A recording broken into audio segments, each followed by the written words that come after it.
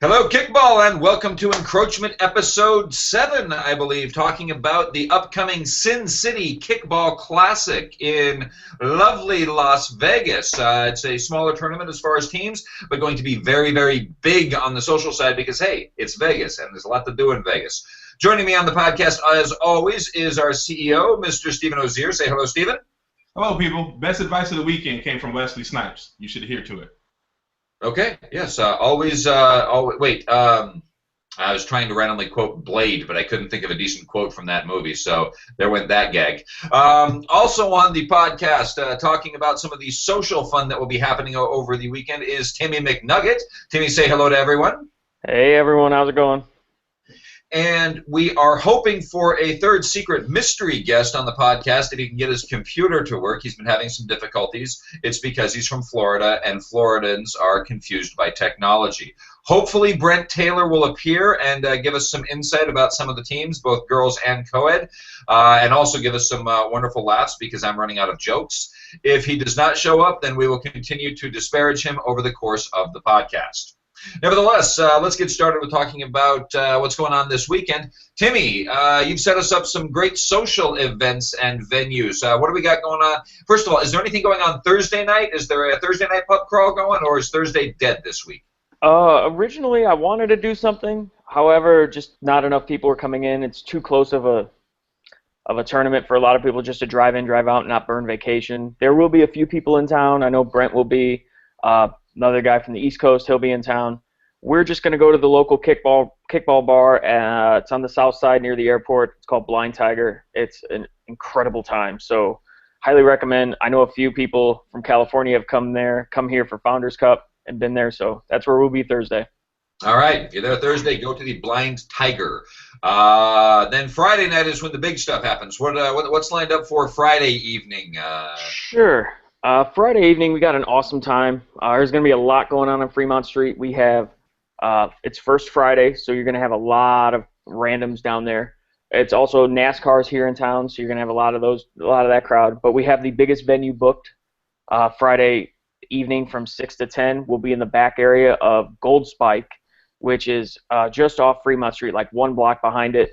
They have every single type of large game you can play, from Jenga to literally bags that are the size of a pillow. They have beer pong with trash cans, hopscotch, chess, you name it, they have it, plus a live band. So we'll be there from 6 to 10. If anybody else wants to stay out and party, we'll go do a mini bar crawl and hit up some of the other venues out down on Fremont. So we'll do that Friday night.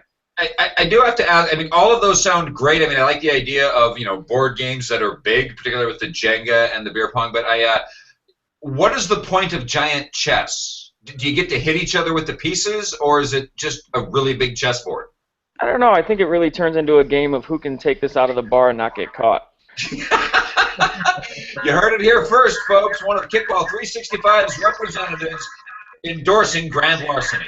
Well done. Well done. Don't steal any of the pieces, people, but if you do get pictures, because that'd be awesome. We're getting some magnificent feedback. I think that might be from Brent Taylor's computer. Brent, can you say some words? Yeah, can you guys hear me? Sort of. It sounds like dial-up hell. All of this, yeah. This and is like...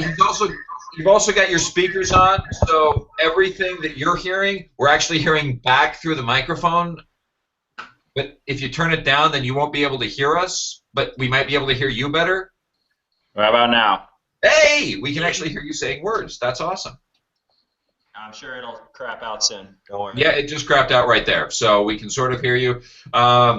This is going to be like the Where's Waldo of buzz lines from Brent. Every now and then he's going to say something, and everybody will hear it, and it'll be awesome. The rest of the time, it's all going to just sound like meh. So blame his technology, not Brent, because he's a lovely person, and I'm sure his computer is not a reflection of how he talks and interacts with people in real life. Okay. What do we have? Then the women's tournament is of course happening on Saturday. What is going on Saturday evening? What do you have? What's lined up? Well, I have two things on Saturday. One is during the tournament. I have Knockerball Las Vegas coming out. So for anybody who's not playing in the tournament, particularly boyfriends or spectators, I encourage you to come out. They'll be at the fields. If you don't know what knocker ball is, it's basically that giant bubble soccer. He'll be out there for, I think we're going to do like $10, all you can play all day for 8 hours. So you can come and go as you please. So we'll be doing that. I'm just trying to think of extra little things to do to keep everybody entertained. And some people want to watch the games all day, some don't. We'll give them a choice. Saturday night, after party, I believe I have it slated to start around 8 o'clock. We'll be at Las Vegas Country Saloon. It's upstairs from a place called Mickey Finn's and Hennessy's, which is on the very end of the Fremont Street Tunnel. So it's a giant country saloon. So one side has like a stage and dance floor area. The other side has like a big horseshoe bar and an area where people can just chill and have a lot of drinks and enjoy the night. So we'll be doing that on Saturday night. Excellent, excellent. And I'm sure somebody will have some questions about the idea. I would actually be really, really conflicted of watching the women's tournament versus putting on a giant bubble and running into friends of mine. There's got to be a way to mix the two. But you know what? Yeah, for the guys who are watching the tournament, any sideline rhubarbs that happen, don't settle it by like getting in a fight and screaming and like yelling obscenities. Settle it like men, put on the knocker ball suits and ram into each other. First one to fall over loses the fight. How's that? That's kind of the idea there. We just want everybody to beat each other up in a fun and safe way. Because we're all about fun and safe here. Very good. It's good. Brett said something, but we're not exactly sure what it was. It's amazing. I'm pretty sure he's got his mic set to the teacher from Charlie Brown. That sounds absolutely terrible. Oh, my God. Wait, which one of us is Charlie Brown? So that'll be Saturday night. Sunday we've got the co-ed tournament going on, and then what do you have lined up for Sunday night that for people to get wrecked before trying to go back to work on Monday morning? So for the few stragglers that are still in town, we will be at Mickey Finn's. That is actually just downstairs from the Country Saloon, so it's all kind of in the same area. Great Irish bar. Yeah, right next door to a big Irish bar. Yes, that's correct. But Mickey Finn's is kind of like. Isn't it the Irish bar? No. We'll be right next door to the Irish bar, but they're all part of the same group. So we will be at Mickey Finn's, and it is not an Irish bar. That is correct. This is so confusing. I know. We will be at the Luau Hawaii Tiki Bar, named like an Irish place, and it is called Mickey Finn's. I apologize, I'm talking to someone named Patty, but yes. I don't know if this is offensive or ridiculous. It's neither. It just makes no sense to me. I cannot wrap my head around it. But that being said, if there is a bar out there called Islands Resort, where it's a bunch of drunk redheads swilling whiskey and beer and fighting with each other, I guess that would be the balance to that. Okay, so Mickey Finn's Sunday night with tiki drinks. Yep, okay. Pretty much. There we go. So those are the social events. I imagine as the week goes forward, we'll have more information as far as what the specials are, the bar specials. Absolutely. Excellent. I'll be posting those later in the week. Cool. I'm sure everyone is looking forward to that. Now on to the important business at hand, the tournament.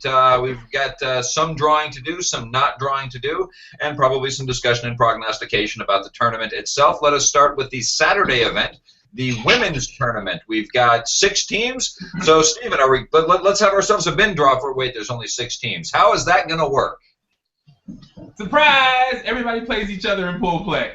So we're going to go ahead and give you 5 games. Here are your rankings for the women on Saturday. The number 1 seed is going to be Haboobs. They finished 2nd behind Mile High last year, Best of the West Kickball Open. Number 2 is Bitch Let It Go, because apparently you should let it go. Number 3 is the East Compton Clovers. And number 4, Clash of Clams. And then we have 2 open teams, LV Snatchers and then the Pink Ladies. The Pink Ladies were slated to play last year in Circuit Cup. I'm pretty sure they came out for a little bit, but roster looks a little bit different, so they're an open team. No bin draw for the women. Again, with 6 teams, we're going to give you guys 5 pool play games. You're all going to play each other, and top 4 will move on. So that is it for the ladies as far as who plays who and when and all of that stuff. Made it pretty simple. So that's that. Yeah, well, that's a good number. Every tournament from here on out should have 6 teams. No more, no less. No. No. Absolutely not. Makes things really easy for the bin draw and figure out who plays who. Okay, well then let's run through the teams. I recognize some of the squads, particularly based on their rosters. Yes, we've got the rosters this week. Looks like 3 Los Angeles teams, 1 Arizona team, and 2 Vegas teams. So there you go. Bitch Let It Go looks to be an amalgamation of a couple of different squads from last year. Girl Problems and Beaver Fever. Looks to have mixed it up a little bit. But then Clash of Clams also has some players from Girl Problems and Beaver Fever, and I believe Boobs Over Balls, and maybe some other squads, possibly some of the mathletes. The East Compton Clovers, made up of, again, players from all of those teams. So there's no existing team from last year in the girls' the girls' circuit this year, at least at this tournament. They are all part of the huge SoCal incest scramble of everybody plays with everybody, which seems vaguely fitting for this tournament. So, yeah, Stephen, Tim, any insight on the Vegas squads? Well, there is only one Vegas squad. That's the Snatchers. And then there's the Pink Ladies, which I need to look it up, but I believe they're from Texas. Oh, wow. So, somebody traveling from outside of the area a little bit. Yes, I don't know the exact makeup, if it's 100% Texas or what, but yes, they are coming from there. So that would institute the makeup. The Snatchers, some people may have seen them play in like the Balls and Dolls tournament down in LA a few times, but other than that, they've played up with a couple different names. I think they have 2 tournaments under their belt, if I'm not mistaken, but that's it. Okay. So. Well, obviously, numerically and on paper, Haboobs are the favorite for this one, especially having gotten second place to the absolutely dominating Mile High Kickball Club of Denver last year. So Haboobs are a good bet for a strong showing in this tournament. And as far as the 3 LA teams, Bitch Let It Go, Clash of Clams, East Compton Clovers, because of the roster scrambling that has happened between the previous iteration of LA teams, I don't know that I can give an honest prediction as to which one is going to be stronger. Bitch Let It Go is, it looks very much like the roster makeup is very similar to a squad that won the Jingle Balls Classic at the end of last year. It was a local Los Angeles-based women's tournament. So keep an eye on them, but I also see some of the players that were on that championship Jingle Balls team are on other squads as well this go round. So, yeah, how do you make a prediction when you have no idea who's playing? Yeah, I mean it'll be interesting, and it should be a hell of a time. Steven, do you have any thoughts on predictions or prognostications? Yeah, I think you hit the nail on the head as far as players shifting rosters and these things being, movable up until pretty much registration closed. The big 3 that existed, last year from the LA standpoint don't really exist at this point in time, and so it'll be interesting to see how that plays out for whatever reason, why teams didn't stay together or why people wanted to move or whatever the case may be. Who knows what the chemistry is going to be like on these new roster makeups. So hopefully it works out well for some people. I'm going to go ahead and I'm going to pick Bitch Let It Go and East Compton Clovers as my finals teams. Who wins is an absolute toss-up, but I think those 2 will wind up in the finals. I will. I'm not going to argue. I mean, yeah, you know what? I will. I'm going to say it's going to be Haboobs and Bitch Let It Go. But I understand why you had to say it was East Compton Clovers. It's all right. We get it. If anybody can hear me, I've got the same picks as Steven, so. Wait, we heard Brent say something. Well, I have the same picks as Patty, so why don't we just make a bet out of it right now? You know what? Why don't we get together in Vegas on Saturday and put on the knocker ball suits and just smash into each other until we have a winner? Oh, and then the yeah. girls don't even have to play. Patty, that's a terrible idea. You and I are the 2 smaller ones here. What do you mean the 2 smaller ones? Have you seen me, Tim? I'm fatter than everybody. Well, I'm fat too, but they're taller and bigger. You can ride me like Master Blaster. I'm going to put you on my shoulders. All right. So that's the women's tournament. Let's so we basically split 50-50 on a women's tournament. I don't know who's gonna win, but those are my finalists. I think Habub's gonna come and have a good showing. But I think the local guys are gonna pull it out one more time. You want to talk about the the Sunday co-ed tournament? We got a little bit of drawing to do there. Yeah, we do. Yeah, we got the Sunday co-ed tournament. 9 teams this go round. First of all, before we start the draw, can we do a quick breakdown? Are there 8 teams going into a limbs, or how's the process work for that tournament? David. That's correct. Yeah, we're gonna do the exact same thing we did in San Francisco 2 or 3 years ago. We have 9. We start with 9. We're going to have 3 pools of 3 with a few crossovers. That'll be released like on Tuesday or Wednesday, exactly what it is, and 8 teams make a limbs. Okay, so the 4 games to get rid of 1 team. Pretty much. Okay. Okay. You want to talk about them? Here we go. Give us a quick rundown of the initial rankings of the teams.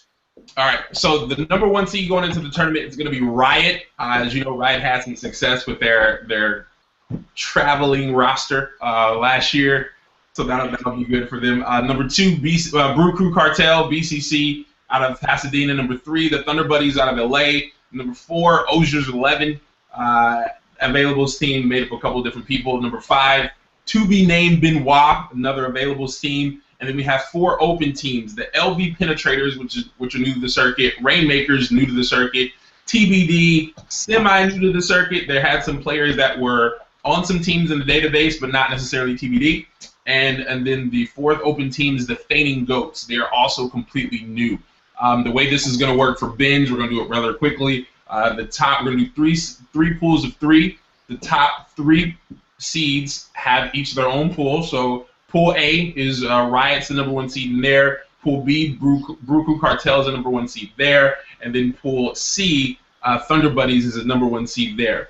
Because we have 4 open teams, this bin right here has those 4 open teams in it. We're going to be pulling to see who's going to be that number 6 seed and move into that middle bin. Right now, the 2 teams in here are Ozier's 11 and To Be Named Benoit. So. Okay. The number 6 seed for this tournament, the team that's going into the middle bin, will be the LV Penetrators.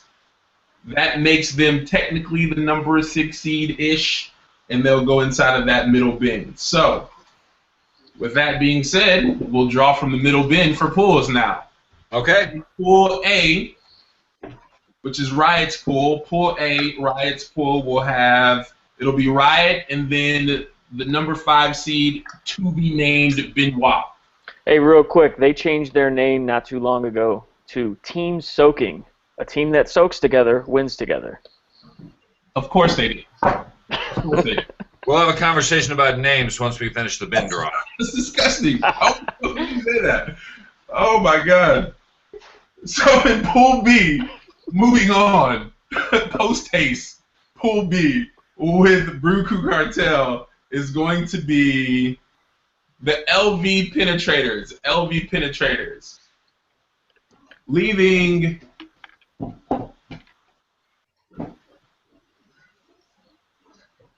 Ozier's 11, in Pool C with the Thunder Buddies. All right. All right.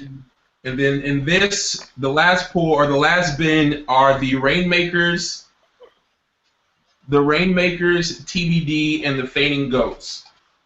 So going into Pool A with Riot and Team Soaking, apparently, are the Fainting Goats. Going into Pool B. Pool A has 3 of my Final Four teams in it. I'm sorry, what? You don't matter. We can't hear you. Yeah, we almost heard something from Brent. We almost got close to Waldo. Say it again, Brent. Really loud. TBD in Pool B, leaving Pool C with the Rainmakers. So there are your pools. If you were writing them down, I'll go ahead and repeat them for you. Pool A is number 1 seed Riot, number 5 seed Team Soaking. That really bothers me to say that, by the way. And then open team Fainting Goats. And then Pool B is number 2 Brew Crew Cartel, open team LV Penetrators, and open team TBD. And Pool C is number 3 seed Thunder Buddies, number 4 seed Ozier's 11, and then open team The Rainmakers. Let's get real. Yes, let's. So let's go ahead and start by talking about Pool A. Obviously got Riot at the top of that pool. Riot going in as the number 1 seed to this tournament. Looking at Riot's roster, they seem to have a pretty complete roster with what they have traveled with before. So they seem to be pretty strong, and will have a hell of a day for it. Team Soaking. First of all, I'd like to point out that the name. Does everyone know what this is a reference to? Yes. Yeah, or do you not? Maybe Tim doesn't know. Tim, do you not know what this is a reference to? Tim, do you know what Soaking is? Yeah. Okay. Well, I saw their little logo too, so I get it.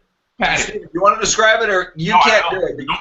You're Nicholas in town. You can't speak these words in your own home. I understand.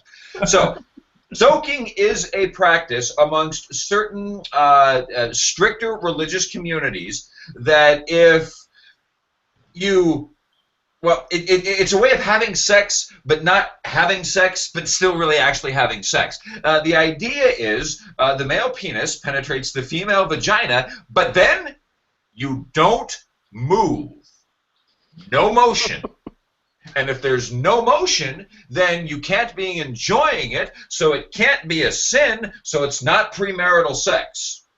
That's soaking. That pretty much looks exactly like the logo that's on the website. Oh, does it? Oh, that's wonderful. I'm glad the logo is reflective of that very strange yet strangely intriguing sexual act. So when we do the recap for this tournament, I will also be inquiring and interrogating everyone to see if you've actually participated in soaking between now and then. So that is Team Soaking. They are a sneaky, sneaky dark horse. If you look at the roster for this squad, there are a certain number of Gordon Bombays on that squad, which would be evident as it being captained by Gordon Bombay captain Jason Benoit. But if you pay attention, there's actually a couple of Sofa King players in there, which makes it interesting, as well as... well, yeah, it looks like a couple, and you know what? There is one Shockwave player. It looks like Brian No Shoes on Base Machine Moore is on that squad too. So that one almost falls into the category of a genuine availables team. Doesn't reach the 40% threshold for any one team, but this looks to be a little bit of a built super team. I give them a pretty good chance of doing very, very well at this tournament. I just want to give a quick shout out. Looks like leadoff guard Nate Daniels is on that roster too. Boom. Oh. That's right. That's a Gargoyle. So that's a team that is made up of at least 4 historically registered circuit squads. That could be a pretty strong damn team. Pay attention to them. Also in that pool are the Fainting Goats. Which I know very little about. I don't know if they're out of Vegas or somewhere else. I will say this about the name. This marks 2 tournaments in a row where we have a goat-named team. We remember from South Florida, it was the Chernobyl River Goats, captained by everyone's favorite horsey Sean Laird. And now we have the Fainting Goats from Vegas. Timmy, Stephen, do we know anything about them? Yes, I do. They're basically a revamped version of that Pitches Be Crazy PPC team that everyone has known from Founders Cup. You have some of their core veteran players that are on there, mixed in with some new players who play locally in the leagues with some of their various teams on other nights. So for a lot of them, it's going to be their first event. For others, it's going to be their 5th or 6th event, so to speak. So I think if you have to stack rank all 3 teams that are coming from this area, a lot of people would put them at the number 1, but then again, since it is a new team, all bets are off. It's hard to say, but they will be a good team. So Pool A is arguable as a pool of death, which means less in this tournament as since there are only 3 teams in each pool, there's going to be a lot of crossover games as well. But within Pool A, there's going to be a pretty good dogfight amongst those 3 squads. Definitely a good dogfight. I think it's pretty clear that everybody from that pool is going to make it. Only one team's not going to make it out of everybody. So I think that the team soaking is going to be extremely dangerous when it comes to how they do in eliminations. I think they're smart enough to be strategic enough about sitting who they need to sit in pool play, knowing that only one team isn't going to make it out. And that's definitely one of my dark horses for this tournament. I think that they're going to. I want to say that they're going to surprise a lot of people because it's not like we don't know their roster and we don't see them coming. I think they're just going to kick a lot of people in the teeth. Period. So fair enough. On to Pool B with Brew Crew Cartel, the Las Vegas Penetrators, and TBD. Now, is TBD their official name, or are they still coming up with a name? They are changing it. I kind of had a hand in helping formulate that team just to squeeze one more team out of here. So it's a combination of some Arizona people, a few from Crooked Roosters, along with a few Vegas people who I know they watch YouTube videos all the time.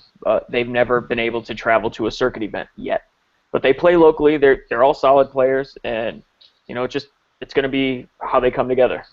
But they will have a smaller roster. I think they're at 7-4, but yeah, they're changing their names sometime. I don't even know what to yet. But, fair enough. Would it be fair to say that might as well go ahead and roll into the LV Penetrators in that same pool as well? Sure. So yeah, this is a very good team. I play with a lot of these guys locally. I think they have the talent to do a lot of damage. It just depends, once again, kind of like the other Vegas team, how they come together.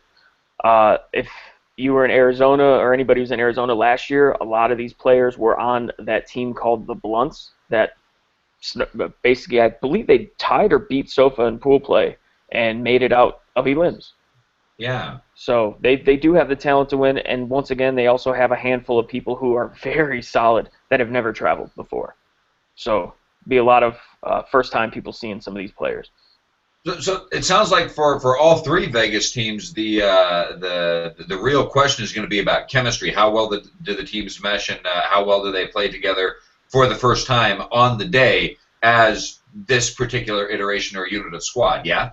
Yeah, absolutely. Because after about Founders Cup last year, someone kind of basically, no one person really, but a nuke was just dropped on the entire player database here, and everybody just kind of started, okay, this team's done, we're going to regroup, this team's going to regroup, and everybody just started picking players. So now everything's reshuffled, and this is what we have. We'll see what happens.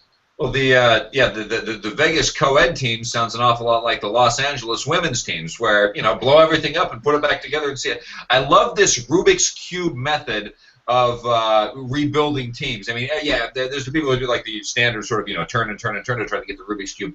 I always was the guy who broke the Rubik's Cube apart and then put it back together correctly or incorrectly, depending. You didn't peel the stickers off and just put them where you wanted? Because that ruins the Rubik's Cube. But if you break it apart and then put all the pieces back together, then you can still use it as a Rubik's Cube. Sure. And it sounds like that is what has happened in Las Vegas on the co-ed scene. So be very curious to see how these 3 teams work out over the course of the weekend. Still in Pool B, let's talk about Brew Crew Cartel, the number 1 seed in that pool. A little bit different than they were last year. Apparently, the famous British has since officially retired. I do not see him on the roster, so he could indeed be retired, which poses the question, who the hell is going to pitch for BCC, and what are they going to look like this tournament? For those you don't remember Nick Ponce, I don't know, he's Ponce. I'm sorry if I incorrectly pronounced your last name. Huge guy. He looks like almost as tall as I am, but much buffer. He pitched in the LA Regional Tournament last year. He's always been a pitcher. I don't know how much he's been able to travel before, but he's always been a pitcher on their roster, and so he's throwing for him this tournament. As is Sergio. Apologies for not acknowledging Sergio and Nick as well. It's just that British has always been the largest personality on the squad, so I figured we'd give him a throwback to him before we stop talking about him forever. as he has retired from the circuit. Brew Crew is going to be a very, very interesting tournament for them this coming weekend. They do still have some of the Arizona players and their Pasadena players, still sort of a two-state squad, but you know, a little bit of change from last year. The most notable thing that's going to be talked about before, during, and after the tournament in regards to Brew Crew is their crasher Vince. Vince, traditionally talked about as one of the top crashers on the West Coast, and every now and then even sneaks into the top crashers nationally when the East Coast decides to acknowledge that the West Coast exists. Vince had some knee surgery recently and is currently on the DL. He is not registered with them. No, he is not. Vince is not registered and is on the mend, so he will not be playing with them. Be very curious to see if that has a palpable effect on the squad. Now, granted, he's one person. We know BCC has a strong squad. They've got great fielding, great positioning, and pretty decent offense as well. So it'll just be a question of whether or not losing that one piece makes enough difference to sting them a little bit, or if they'll still be BCC that's always kind of in the hunt for these tournaments. I think they'll definitely be in the hunt. I mean, they have a good enough. I kind of look at them, and not to blow their head up anymore by any stretch of the imagination, but I kind of look at them as like a New England Patriots kind of team. It's very plug and play. They have what works like for them pretty well, and if they can put someone in that spot who can adequately handle the responsibilities of that role, they'll figure out a way to succeed. And just off the top of my head, I feel like that guy, the other Patty, the redhead, he's quick as shit. And he has a gun, so why not try him at Crasher? And I don't know their strategy. I'm not saying you should or shouldn't, but off the top of my head, if I'm like, oh, holy shit, Vince is down, who can we sub in and attempt to kind of keep it together for us right there? That guy immediately came to my mind because he's fast as all get out, quick, and you know he's throwing people out from right field all the damn time. So I think he's got a gun. But if he can figure out the footwork of that position, I think they're going to be all right. Yeah, yeah. And in regards to pitchers, even though they don't have the loudmouth British, they do have Sergio, who has a very solid wicked pitch, and of course the giant Adonis of Nick. Because you're right, is he as tall as you? Is he weighing in at 6'8" like you are? Is he? He's at least 6'4", 6'5". I know he's up there with me, so. Yeah, he's 6'5" and built like me if all of my fat were actually muscle. So he's something of a wicked pitcher as well. All right, enough stroking off of BCC. Let us move on to Pool C and stroke them off. Thunder Buddies are the number one seed in that pool. Thunder Buddies are an interestingly inconsistent team over the circuit. Now, in the past year or so, they certainly have flipped the switch and become a much stronger team. Making it to elims and occasionally knocking off or tying people. I think with Arizona last year, they either tied or beat BCC. They tied Gargoyles in Denver of last year. Always, they become a threat, no longer a team to sleep on. The main question I think that a lot of them will have, and a lot of the people on the West Coast will be, will they register and actually make it to the Circuit Cup Championship this year? But that's months down the road, so we're not going to talk about that. They do have a strong squad. We'll see if they can put it together. I give them a chance for, sneaking in. If they get a day where the ball's bouncing their way, they could make some noise happen.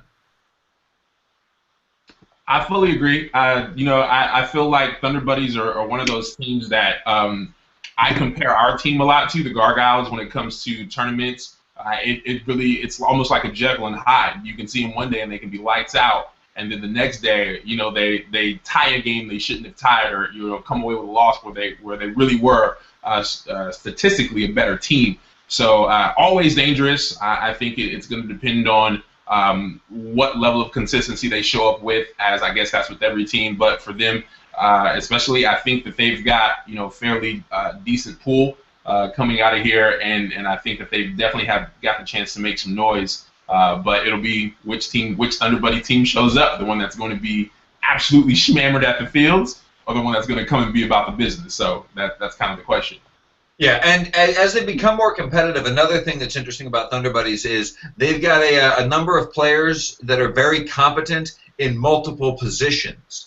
So I think they've been figuring out who is the best fit for X, Y, or Z position. I mean, they've got catchers who can crash. They've got crashers who can pitch.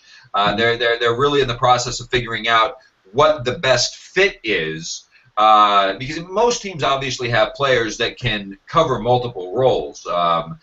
But this is one where they've got quite a few players who can cover multiple roles. So they keep just, spinning things around the board to see what sticks the best. One of these days, they're probably going to find the perfect formula and surprise the hell out of everybody. That's the day that I'm scared of. Is once they figure out what combination works best and then get those guys to consistently show up, they're going to be a force, man. And I'm just hoping, for personal reasons, clearly, I'm hoping they figure it out further down the road rather than sooner. But you know what? If they have a tournament to shine, this is it. Because I'm looking over the roster and I don't see anybody it looks like they're missing. They were one of the teams. As soon as this was announced, they said, "Yeah, we'll be there. Our regular team, we will be there." So they planned on it all along. However, that could be the Achilles heel of the team, because we do know historically, as a circuit team and the players individually, they enjoy a fine and pleasant cocktail. So it's possible they could get Vegas. They could show up and watch the girls' tournament, but have way too much fun Saturday night. Show up Sunday morning wondering what the hell they're doing out in the field. True story. Yeah. Number 2 team in Pool C is Ozier's 11. Oh, that's a clever name, especially for a Vegas tournament. Steven, why don't you start us off about this team? Sure. This is gonna sound absolutely terrible. I'm not gonna pretend to. There's 11 players. I'm not the captain, surprisingly enough. Wifey's the captain. Amy came up with the name. I think that we figured out we needed about 10 or 11 people to go, and 10 or 11 people said yes, and here we are. Kind of a thing. A lot of talent, though. I'm looking forward to, A, having a lot of fun, and B, seeing what the hell we can do out there together. We've got some pieces that hadn't really played together, but a lot of great talent. So I'm looking forward to it. This sounds okay. Correct me if I'm wrong. Didn't you play on a team years ago with 11 players on the squad in a 9-team tournament and showed up and did rather well and surprised everyone? You know what? I can't. Oh yeah. Kickball by the Bay Classic, San Francisco. That's right. We were a Final Four team that year. That was our first ever circuit tournament. that was the inception of the Gargoyles. So. Indeed. Excellent. Well, hopefully this tournament will have equal amount of success. I mean, looking over the roster, all competent players. There really aren't any weak links or any gaps. The only danger could be 11 players could be exhausting over the course of the day. Yeah, well, no one's going to complain about playing time or plate appearances. That's for damn sure. Exactly. Exactly. Well, if I'm a betting man, I think you guys will make it out of pool play. It's a good bet, Timmy. It's a good bet. I'll put that on black. Yeah. The final squad of Pool C and the final squad to talk about for the co-ed tournament is the Rainmakers. I don't think I recognize any names at first glance. Are they out of Vegas, Timmy? No, they are a team out of Portland. I don't have rosters to cross-reference, but Portland is home to some Cobra Kai players. I don't recognize any names from there yet, but it could be also there are a few players from a team that came to San Diego a couple years ago called Negative Reinforcement or something like that. They were pretty solid. I just don't have the names and faces to match it up yet. I really only know 2 people on the team, but they are from Portland. We'll see how they do. I wish I had more insight. This will be some good research to have over the course of the week. I've argued for years that we need to get more Portland involved in the national tour, because Portland, Oregon is, according to rumor, myth, whatever, one of the largest kickball cities in the world or in the country. I've heard stories of summer tournaments with 120 local teams or the like. So if we're getting more Portland people in on the circuit, that's spectacular. If it's Cobra Kai or Negative Reinforcement people, great. If it's entirely new people, even better. There's a huge untapped kickball market up there as far as the rest of the country goes, and this would be nice to get just one more connection to getting them all out here. Absolutely, and Portland's always a market that's kind of on my radar too. And just to echo what you said, the one person I know that she moved out to Portland recently who's on this team, she kind of echoed the same thing that you said. It's a pretty big hotbed out there, and we need to get some more interest from that group. So I'm excited for this. Well, and particularly, I mean, the first instinct would be, well, it's Portland, Oregon. I mean, it's the home of Portlandia. I mean, this has got to be hipster kickball, correct? But anybody who has played Cobra Kai and knows the players on the squad, or even the people who played against negative reinforcement, know that there are players out there who show up to win, and they don't have the neckbeards and skinny pants. And in fact, I think the Gargoyles actually have the monopoly on skinny pants, but nevertheless, yeah, the Portland players, despite the image of Portland, Oregon, is they can play. So it'd be nice to see more of them breaking into the national level, and Vegas seems like a good enough place as any to get a few new ones out there. Yep, indeed. So two questions to you guys as we wrap this up. Who doesn't make it out? Because only one team doesn't make it out. Who doesn't make it out? And who plays in the finals? I don't even want a Final Four. There's only 9 teams. If you can't trim it down to 2, get rid. Timmy starts off. Who doesn't make it out, and who is in your finals? Tim. Good question. Who doesn't make it out? It's going to be the team that implodes. It is. And Thanks, John Madden. no, I know, right? I don't want to say like the third Vegas team, because I had a hand in putting that together, and that they can do their own. It just depends if people buckle under the pressure. It could be the other Vegas team, or it could be one of those top seeds like Thunder Buddies, for example, that they're a top seed. They could implode. They could win it all. I would put them as my bet just to hedge it. Thunder Buddies could be the team to not make it out and make the finals. That is hilarious. So basically, you break even. You're a terrible Vegas gambler, Jim. Well, it works great for roulette, right? Patty, who you got? Okay, so for finals, I'm going to say Team Soaking is in there, and as one of the two finalists. And for the other squad, I think Riot might actually pull it off this time. So I'm going to say Team Soaking and Riot in the finals.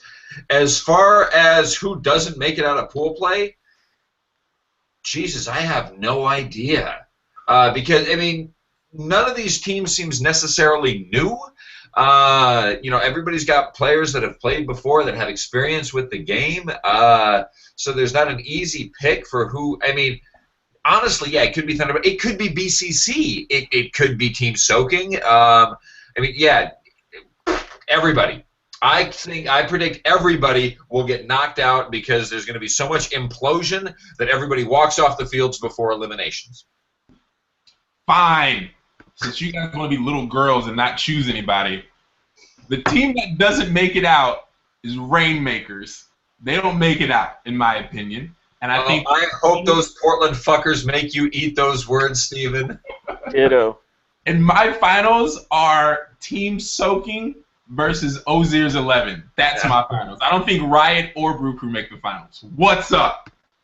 I'm also wondering, Timmy, we have the side bet going of the one tournament where Steven does not predict his own team to make it to the semifinals or the finals. Never gonna happen. Not gonna happen. I will always say that we'll be at least Final Four. This time, we're gonna make the finals. Fine. All right. I'll change my bet. It's not Thunder Buddies. It's Ozier's 11. They're the 9th. Oh, you're fired. Hang on. Let me look. You know what? Because I've got more insight than most on this. So I've got one. There's only one Soul Power person on there, but that could be enough for a full implosion. For those who don't pay attention, who don't know, Steven's Long Beach League that he runs on Saturdays has traditionally had a team by the name of Soul Power that was famous and magnificent for imploding. And so the fact that they've got even one member of the squad from years back on the team, they could implode. So I'm with Timmy. Ozier's 11 is getting knocked out, and Steven's going to start drinking, but he'll still be happy about it. Absolutely. Either way, man, I'm just looking forward to having a good time. Not going as the Gargoyles is a lot of fun because there's absolutely zero pressure to do anything but have a good time. So I'm excited about it. Excellent, excellent. So that's, I think we were a little longer than usual, but that's all right. You know, there's plenty of things to talk about. First West Coast Tournament of the year, first women's tournament of the year. So we're allowed to be a bit lugubrious with our discussion in this podcast. Let's go around for any final thoughts, final notes. Timmy, any final thoughts, final notes for this upcoming weekend? No, I can't wait for it to come here and go. I just hope the weather holds up. We had snow a week ago, but I know that's not going to happen this week. What in the hell? Snow in Vegas? I was in Florida. I don't know what the hell happened. Someone was playing a prank. A snowball would be spectacular. I'm actually rooting for snow now, knowing that it can happen in Vegas. Steven, final thoughts for the upcoming weekend? Absolutely. For those of you that don't know, this guy right here, McNugget, this is his first event as the event manager. So proud of this dude. Super excited for it. When you see him, buy him a shot, get him wasted. He'll probably already be. But come to Vegas ready to have a good time. I'm looking forward to it. Well, as a local tournament, Timmy, we got to ask, is Vader going to make an appearance? Probably not, because he likes to eat balls. Who doesn't? Am I right? But he's right here if you want to say hi.